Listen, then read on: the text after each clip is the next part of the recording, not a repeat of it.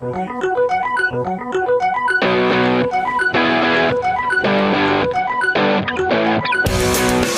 Head Coach Isaac Collins Show. Here's Dan Flickinger and Seton Hill Head Coach Isaac Collins. And we welcome you back to Griffin's Game Day on the Westmoreland Sports Network, counting you down to kickoff between Seton Hill and East Stroudsburg. And it is time for the Coach Collins Show, as we have for you during every Griffin's Game Day prior to kickoff here on the Westmoreland Sports Network. We also have an interview, our Griffin Player Spotlight, with who else but Ardell Brown after a terrific first game back for him against Virginia Union. And, Coach, I know it was a heartbreaking loss, 34-28 in overtime to Virginia Union last week, but were you encouraged by some of the things that you saw from your team to kind of be there right in the end and just didn't execute on a few plays that kind of turned the tide in their favor? No, we definitely were very pleased with some of the things we saw. I was very happy with the fact that, especially defensively, after we started off, pretty slow and kind of fell behind a little bit, they got their feet underneath them and really, for about 2.5, almost 3 quarters, they played some pretty good football. Unfortunately, just some things down the stretch that we didn't close on. We missed some opportunities, and it certainly came back to haunt us. Much of it came down, as I mentioned, to a few plays, but the blocked field goal in the fourth quarter with you guys ahead 28-21, it would have put you ahead by 2 scores at that point, Coach. You also looked at the muff punt and the fumbled snap when it was kind of pouring down rain in the second quarter. You've been doing this for a long time. It is true that games boil down to a few plays, isn't it? It really is, especially in this case here. And I think with the way the kids battled and what they put into the off season, you really wanted them to be able to kind of walk away with a win, to be able to have a teachable moment on some of those things. But for it to kind of really end up costing you a football game, it really, really was disheartening. As we break down the Virginia Union game, they scored on a deep play action pass to make it 7-0. A case there of them kind of running the ball well the first few plays and then kind of going up top on a play action. We had a bust on the play, to quote Nick Saban, which I thought was kind of hysterical. When someone's running free and there's no one covering, someone messed up. Someone messed up. So, and that certainly was the case. We just as they ran the play, we're looking around trying to figure out where our guy is that's supposed to cover him. We were actually man to man on that. Just eyes in the wrong place. Just really kind of a mental error that turned out to be kind of a really big play for them. Yeah, the Panthers take an early 7-0 lead as we kind of break down the game. But just 2 minutes later, it didn't take us long to hear from Ardell Brown. And I know everyone was smiling on the sideline. Definitely was a welcome sight. He pulls in a beautifully thrown ball from Ryan Barabee, went 66 yards to tie the game at 7-7. Just kind of talk about the play. And, again, I'm sure that you couldn't have been happier for AB to catch a pass that early in the end zone. No, I mean, it was great to kind of get him back in rhythm and allowing him to be able to pick up where he left off. We know he's dynamic, so certainly all season long we try to find different ways to get the football to him and get him in positions where he can make those types of plays. But definitely was good to get that one under his belt, and obviously led to a few more. And talk about his other 2 touchdown catches, as you mentioned, Coach, in the first half. He made a pretty nice over-the-shoulder catch in the end zone, and then he kind of went between 2 defenders on the other. So not only was he kind of, testing himself early. I mean, he made a couple of different styles of catches. Yeah, he did, and he, like I said, he's a heck of a football player. He's got a really high football IQ, probably could play every receiver position that we have. So we, certainly going to have to move him around because now that the cat is out the bag, sure. Virginia Union wasn't too sure about him. Of course, I'm sure they were on Sunday. So we got to just continue to find different ways to, to get him involved with what we're doing, as well as bring along some other guys. So Seton Hill has the game tied at 7-7 early on still in the first quarter. We kind of fast forward. The Griffins were down 21-13 with 2:22 left in the second quarter. But, as I mentioned, Barabee finds AB for an 18-yard touchdown hookup with just 28 seconds left before halftime, and Seton Hill cuts the lead to 21-19 before the break. Had to like the fact that you guys got a big score before halftime, Coach, to kind of give you guys momentum going into the break? Well, we really talked about it when they got the ball. We just, we were having the conversation on the sideline about, hey, we start the second half with the ball. It'd be great to get a score here. Let's try to see if we can get a touchdown or a field goal, make this thing a little bit closer. So for them to go out and execute the way they did and put us in a position where you get the score and you're getting the ball, that you couldn't write a better script. Panthers lead 21-19 at halftime. In the third quarter, the defense forces a punt. Ardell returns it to the 24 yards to the Virginia Union 36-yard line. And then 6 plays later, Logan Weiland plunges into the end zone to give Seton Hill its first lead of the game at 26-21 with 6:23 left in the third quarter. Just kind of take us through that situation there. You got a big punt return after a nice defensive stand, and you guys capitalized on it. Well, we've been talking about field position with our special teams throughout training camp. We worked on it in the spring. Certainly, obviously, getting Ardell back was huge, because he's a guy that not only can make things happen offensively, but has been a really good returner for us in his time here. And the guys just did a great job. They blocked it up well, just like we had talked about and coached, and allowed us to get in a position where we had a short field, which, as we shared with them, is really, really critical. So Seton Hill takes its first lead of 26-21. The ensuing drive, Virginia Union has the football, but Tyler Affa and Jai Dixon force a fumble. It's recovered by Malik Scott. The Seton Hill offense gets the ball back. Kind of talk about that play, Coach. It really seemed like the defense definitely played better in the second half. I know in the overtime period, we'll talk about that a little bit later with Virginia Union kind of switching to a Wildcat and that kind of stuff. But do you feel like the defense played better in the second half? No, they did. You could see their confidence building. We talked on the sideline all game long that we needed to create some turnovers, and certainly the opportunity presented itself, and I thought our guys did a great job of making that happen. Seton Hill still remained ahead 26-21, couldn't do anything with the ball at that point. Late in the third quarter, Virginia Union quarterback Darius Taylor then is pressured by Dixon in his own end zone and just fires a pass into the offensive line. No receiver was in the area. It's rolled intentional grounding, which becomes a safety because he did it while he was in the end zone. So the Griffins go ahead 28-21, and right there, Coach, defense makes another play. No, it was huge. It really was. We talked about trying to hold the field position. We did throughout training camp. We had some backed up series against the offense that we kind of talked and stressed to, hey, it'd be great to get a safety or get a turnover, but at a minimum, you got to find a way to hold the field position. So it was neat to see a couple scrimmages ago. We got a safety, and sure enough, in the game, man, the opportunity presented itself, and our guys did another great job. Funny how that happens sometimes. Huh? Things carry over. We fast forward to the fourth quarter with the Griffins leading again 28-21, 8:22 on the clock after a long pass play to Logan Weiland. Seton Hill has a first down and goal from the 3-yard line, but unfortunately can't punch it in. And, Coach, the decision then to go for a 19-yard field goal at the 2-yard line, but John Watt's field goal was blocked. Travis Crummy makes a great play to push the returner out of bounds after it was blocked, and Virginia Union scooped it up. Crummy pushed him out of bounds. Just kind of take me through the decision at that point, Coach, to kick the field goal as opposed to going for it, and just kind of what broke down on that field goal attempt. Well, I mean, there were a couple things that were in play. We had issues in terms of they got a little bit of push in the middle. We didn't get the ball up high enough. Our holders' depth wasn't quite as deep as it needed to be. So there were a few things that kind of contributed to it. At the end of the day, we got to be able to execute that. We got to be able to get the points. Certainly, we feel confident that both our kickers can make it from that distance. So there was no hesitation and take the points, make it a 2-score game. Our defense was playing pretty well. So for us, you get those 3 on the board. We felt confident that we would be able to hold them off.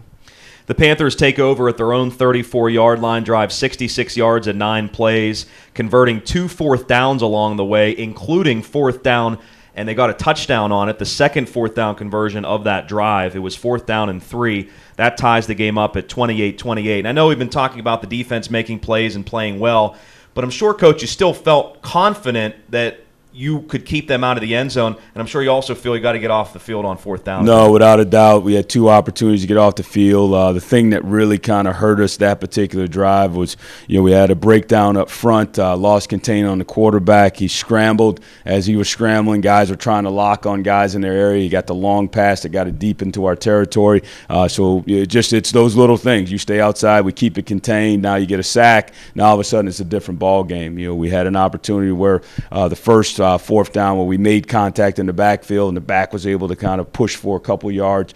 So you got to finish there. And then obviously the touchdown had guys in position, just didn't finish on the tackle that led to them being able to score. So a couple breakdowns that that certainly guys I think were capable of being able to make it. And then watching the film on Sunday certainly was disappointed because again it was another opportunity where we could have stepped up and executed and done something to make sure that we closed out the win.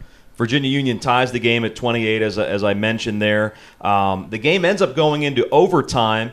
Seton Hill gets the ball first, picks up 1 first down on its possession, but Ryan Barabee throws an interception on 3rd down, and then Virginia Union switches to a Wildcat coach and goes 3 plays for a touchdown and ends up getting the victory. Is that something they even showed on film? And No, I know, again, it's a new coach, it's a new too. coach, So but it's not in. I mean, we run those same plays, and if you looked at the film, the defensive end did his job on the first one. He just missed the tackle. Now if he makes it, now all of a sudden it's 2nd and 14, 2nd and 15. They probably pull him out. The second one, our inside backer just stepped underneath himself. So he was the delayed account, got chipped by the tackle that allowed the quarterback. So it wasn't anything that caught him off guard because we've seen that from our own offense.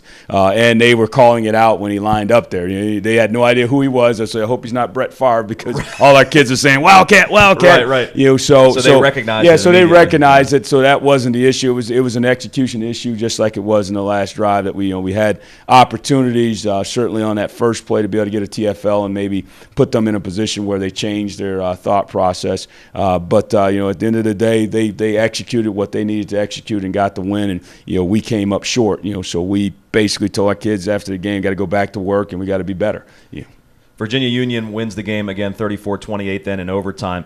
Before we talk about some other things, Coach, I'm just curious off the top of my head here. When is the last time you coached in an overtime game? I know you didn't at Seton Hill because we looked that up. Actually, we were messaging Jason Green right before overtime was starting saying, Greeny, tell us last time Seton Hill played an overtime game. Off the top of your head, do you recall? I cannot even remember off the top of my head. Wow, no. You've been worrying about some other things. I think between now and the last time you may have coached in an overtime game. That'll be your homework, Coach, for next week, all right? I have to research that one. Already mentioned Ardell. How do you think Ryan Barabee acquitted himself in his first ever start? I thought he did a good job. I thought that Coach Eager did a really good job of kind of managing, what we thought Ryan's strengths were. Obviously, as I have shared in every interview, number one thing with our quarterback, especially in our system, they got to take care of the football. And he had a couple mistimed throws that happened. But we got to make sure we minimize those. If we can do that, I mean, he threw some really, really good balls. He got us into some really good plays. It's obviously it's tough because he's a new quarterback. He's replacing a guy that rewrote the record book. So you kind of point to all the things he didn't do. But for us, we thought it was a really, really good start. We think he's got a bright future here, being a sophomore. He's certainly really confident that he's going to be able to run our offense and move the football. We got to make sure that we continue to kind of put plays in the playbook for him that he's comfortable with. And I think as he gets more and more comfortable, we'll be able to kind of open some things up going forward. If you take out the minus 32 that Matt Stewart got because of the muffed punt, you guys would have rushed for 131 yards as a team. So did you like what you saw from your backs and your running game in general? No, I mean, I definitely did. From an offensive standpoint, was very, very pleased with what we did. I thought they did a great job of running the football. I thought they did a great job of managing the clock. We won the time of possession.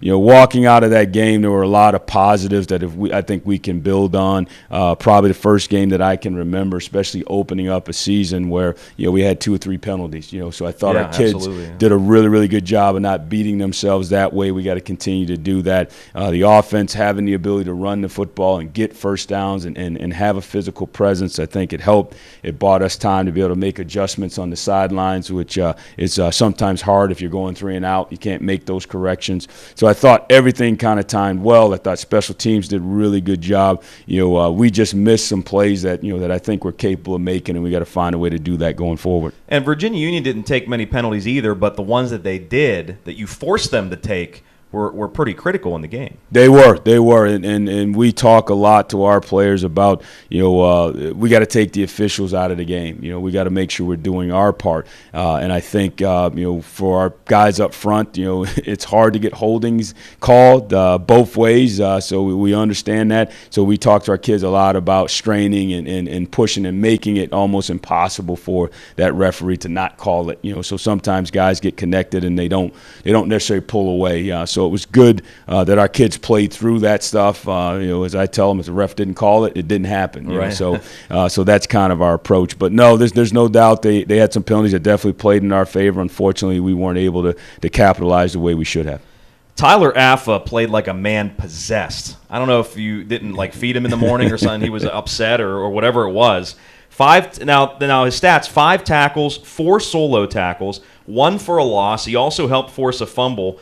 Somehow wasn't credited with any quarterback hurries. I mean, I felt like he was hurrying the quarterback. I know Darius Taylor's a pretty athletic kid, but man, was that the best you've ever seen, Tyler? It really was, and he, like I said, he had a good spring. Had a really good training camp. Had a little kind of injury that limited him in our last 2 scrimmages that we held him on. But it was good to see him kind of run out there and kind of look like the guy from early in training camp. So he certainly, as we talked in our preseason interview, our defensive line are going to be the key to our success defensively. As those guys go, we will go. So it was good to see him make some plays. And a few other guys did some good things behind the scenes, but now we got to continue to step it up as we get closer to PSAC West play. I said on the broadcast he was getting the James Harrison treatment because I feel like he was in the backfield so often and he was getting held so often that the officials couldn't call it every time. I mean, there were definitely some they missed, I think, too. So it was great to see Tyler doing what he was doing. Hopefully he can continue that.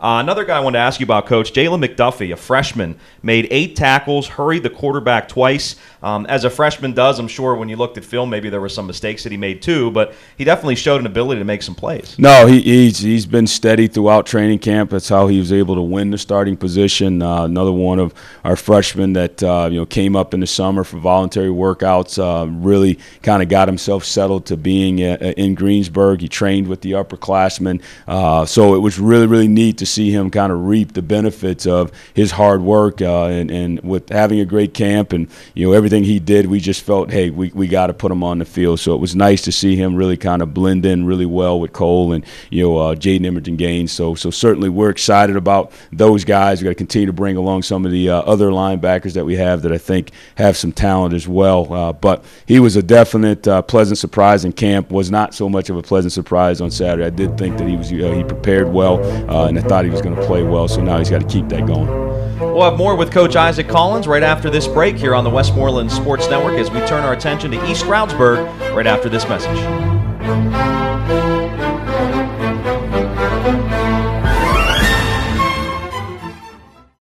Hampton Inn & Suites, North Huntington Irwin, is Seton Hill University's preferred hotel partner. Stay at this brand new hotel where you can relax by the outdoor fire pit or swim in the indoor pool. You'll love everything, from the clean, modern rooms to the free Wi-Fi and the waffles. Hampton Inn & Suites, North Huntington Irwin, is located just off of I-76, minutes from restaurants and shopping in downtown Irwin. Book now at hampton.com.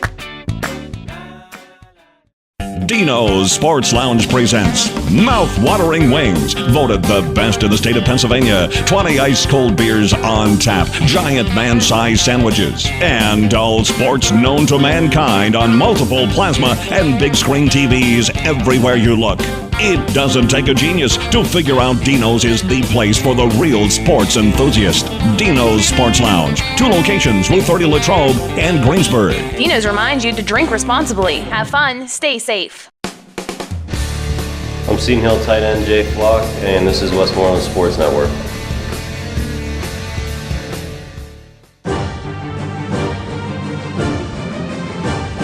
Welcome back to the Coach Collins Show, being joined by head coach Isaac Collins of the Seton Hill Griffins, getting you ready for Seton Hill and East Stroudsburg. Interview coming up with Ardell Brown as we turn our attention to East Stroudsburg. Coach, first of all, just your thoughts on Coach Denny Dowds. I know you've coached against him once before when East Stroudsburg came here. 44 years for Coach Dowds at East Stroudsburg. I'm sure you marvel as one of his colleagues in the coaching profession and what he's accomplished. No, without a doubt. I mean, especially in this day and age, it is extremely hard to have that type of longevity. I remember, my first year here and, talking with him and just like, Coach, 30-some years. I mean, like, how'd you do it? Great story. He looks me right in the eye and he goes, "Well, it's funny. I'm glad you asked. Let me tell you about it." And basically the story went this way.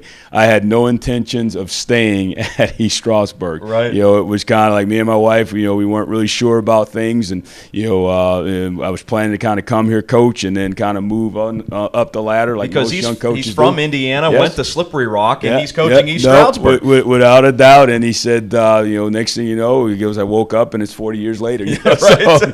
But he's done an unbelievable job. Has been around, and he probably doesn't remember it, but he recruited one of my older brothers, to East Stroudsburg. So it was kind of an interesting deal, just being able to kind of talk with him, just the longevity that he's had, and the program that he's built there, and the tradition that they've had, and so certainly for us, we got a lot of respect because when you put the film on, you can see those experiences in those years tied into the way those kids play. Very interesting. See, now you're a veteran because I don't think you told me that in your first year when you guys played East Stroudsburg that he recruited one of your older brothers. So that's interesting. You're getting better too. I think. Exactly.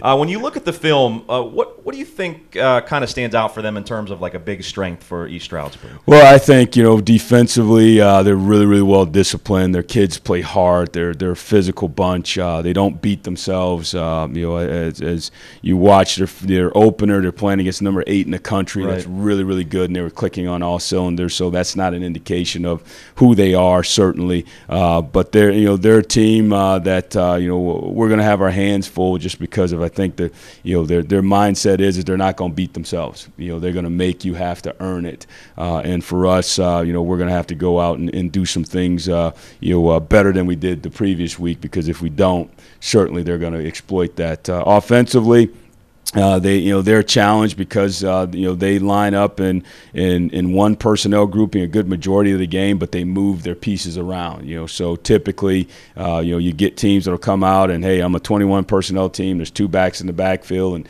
they're going to pound the football at you. Or a 10 personnel team, it's spread and they're going to kind of throw it all over the yard or run some zone read stuff. With them, they can they'll line up in 20 personnel, can have 2 backs in the backfield, run ISO at you, and the very next play they could be an empty 5. 5 guys out, so we're going to have to be able to recognize formations, those types of things. But I think it lends to they do what they do. Some of our guys had a chance to watch our game from a couple years ago, and and they were kind of chuckling because they're like, Coach, it's kind of the same stuff. I said, well, you don't coach someplace for 44 years and with change having to change now. everything. Yeah, right. So he does what he does, and they do it really, really well, and we're excited about the challenge. Does it make it any more difficult to evaluate a team when they're playing against a really good team like Ferris State, the number 8 team in the country? I mean, you kind of have to keep that in mind when you're evaluating sometimes? You really do. You got to look at the personnel that they're going up against, and look at their execution against it. It also was the opener, so they certainly made some mistakes that, I don't expect them to make in week 2. Same as I share with our players, everyone's supposed to make their biggest growth from week 1 to week 2. So certainly that's something that we talk to our players a lot about, that you got to understand, that the team they played against, were in the quarterfinals or the semifinals or whatever a year ago, and look like they're on pace to be able to get back there again. So for us, it's really not necessarily the uniform. It's what are they doing schematically, how are they executing, and then what do we need to do to kind of stop it.